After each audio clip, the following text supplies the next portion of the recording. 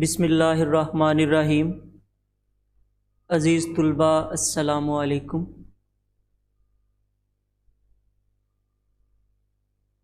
آج کی اس ویڈیو میں ہم مطالعہ پاکستان برائے کلاس نہم میں سے باب نمبر 2 کا اہم موضوع قائد اعظم کی سیاسی اور آئینی کوششوں کے حوالے سے قیام پاکستان میں کردار کا جائزہ لیں گے۔ تو آئیے بڑھتے ہیں اپنے موضوع کی طرف۔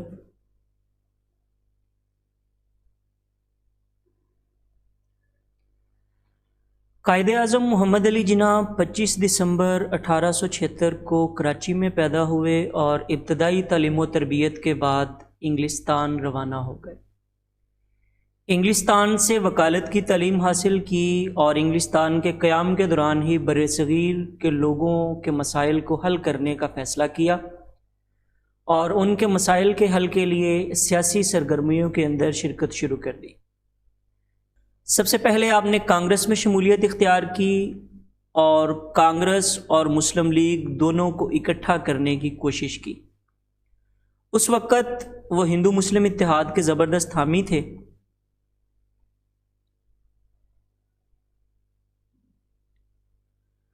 جب 1909 کے اندر ہندوستان میں منٹو مارلے اصلاحات کا نفاذ ہوا تو وائسرائے ہند کی کونسل کے ارکان کی تعداد 16 سے بڑھا کر 28 کر دی گئی۔ ممبئی کے مسلمانوں نے قائد اعظم کی مدبرانہ شخصیت کو دیکھتے ہوئے انہیں مسلمانوں کا نمائندہ منتخب کیا۔ 1913 میں مسلم قائدین کے اصرار پر آپ نے کانگریس کے ساتھ ساتھ مسلم لیگ میں بھی شمولیت اختیار کی اور کانگریس اور مسلم لیگ دونوں کو مشترکہ پلیٹ فارم سے جدوجہد کرنے کی طرف راغب کیا۔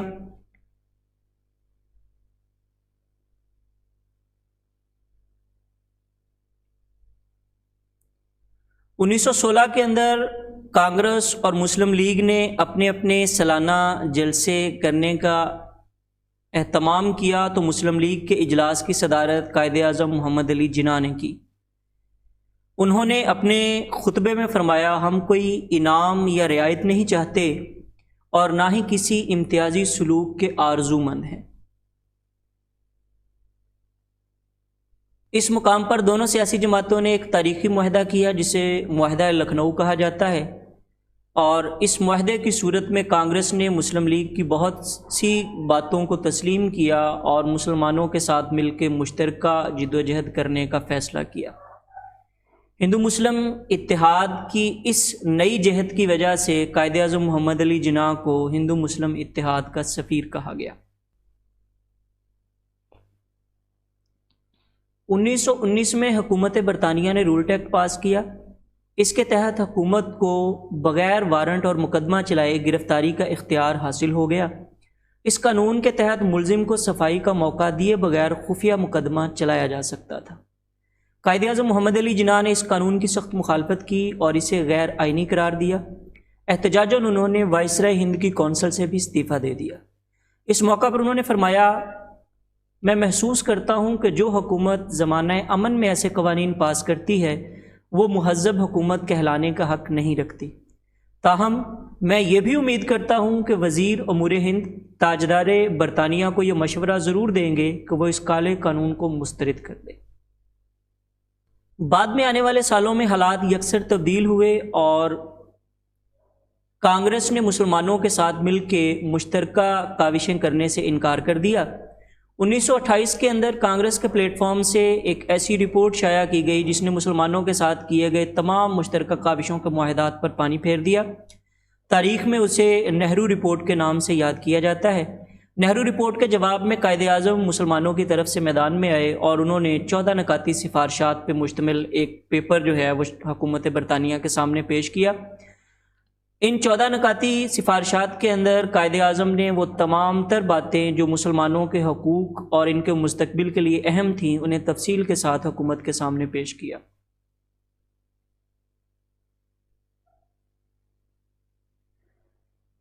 1930 سے 1932 تک 3 گول میز کانفرنسز برصغیر کے حالات کو طے کرنے کے لیے اور برصغیر کے لوگوں کا مستقبل طے کرنے کے لیے لندن میں منعقد ہوئیں۔ پہلی 2 گول میز کانفرنسز کے اندر قائد اعظم محمد علی جناح نے مسلمانوں کی نمائندگی کی. جب یہ دونوں کانفرنسز ناکام ہو گئیں تو تیسری کانفرنس کے اندر قائد اعظم محمد علی جناح نے شرکت کرنے سے انکار کر دیا. اس کے بعد 1935 میں حکومت برطانیہ نے ایک نیا ایکٹ جو ہے وہ پاس کیا جس کو کانگریس اور مسلم لیگ دونوں کے قائدین نے ناپسند کیا، تاہم اس کے صوبائی حصے کو قائد اعظم کی تحریک پر قبول کر لیا گیا اور پھر بعد میں اسی قانون کے تحت 1936 سے 1937 کے اندر عام انتخابات منعقد ہوئے جس میں دونوں سیاسی جماعتوں نے، کانگریس اور مسلم لیگ نے، الیکشن کے اندر حصہ لیا.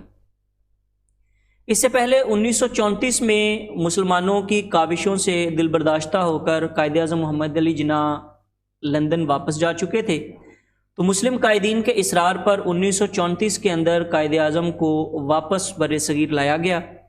قائد اعظم کو واپس لاتے ہی مسلم لیگ کی صدارت سونپ دی گئی. آپ نے دن رات ایک کر کے مسلمانوں کو اس کے جھنڈے تلے جمع کیا اور 1940 میں لاہور منٹو پارک میں ایک تاریخی جلسہ منعقد کیا جس میں ہندوستان کے مسلمانوں نے متفقہ طور پر ایک قرارداد منظور کی جسے تاریخ میں قرارداد لاہور کے نام سے یا قرارداد پاکستان کے نام سے یاد کیا جاتا ہے. اس قرارداد کے اندر مسلمانوں نے اس بات کا اقرار کیا کہ مسلمانوں کو ایک الگ خطہ کی ضرورت ہے جس میں وہ اپنی اکثریت کے بلبوتے پر اپنی زندگی اسلام کے اصولوں کے مطابق گزار سکیں. اس جلسے کی صدارت بھی قائد اعظم محمد علی جناح نے کی تھی. 1945 اور 46 میں مسلم لیگ نے عام انتخابات میں حصہ لیا اور مسلم لیگ کی قیادت قائد اعظم محمد علی جناح نے کی. قائد اعظم کی کاوشوں کے بدولت مسلم لیگ نے پورے ہندوستان کے اندر مسلمانوں کی نمائندگی کی اور مسلم لیگ مرکز اور صوبائی اسمبلیوں میں زبردست کامیابی کے ساتھ پذیرائی حاصل کرنے میں کامیاب ہوئی.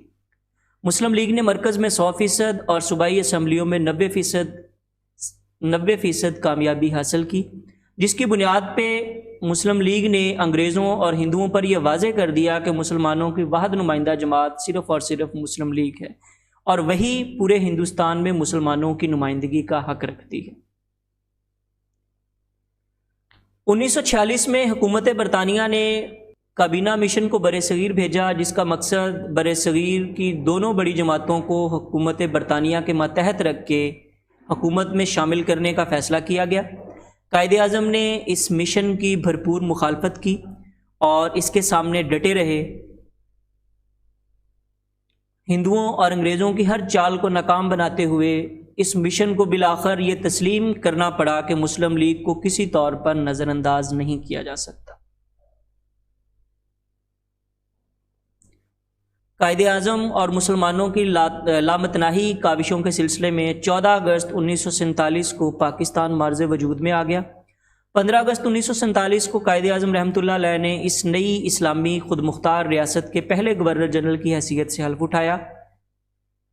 قیام پاکستان کے کچھ عرصہ بعد قائد اعظم محمد علی جناح کی صحت جو ہے وہ انتہائی خراب ہو گئی، لیکن اس کے باوجود دن رات اپنے فرائض سر انجام دیتے رہے.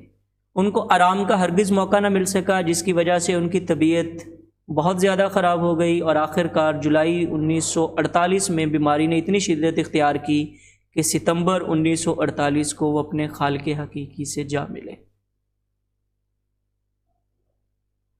مگر اپنی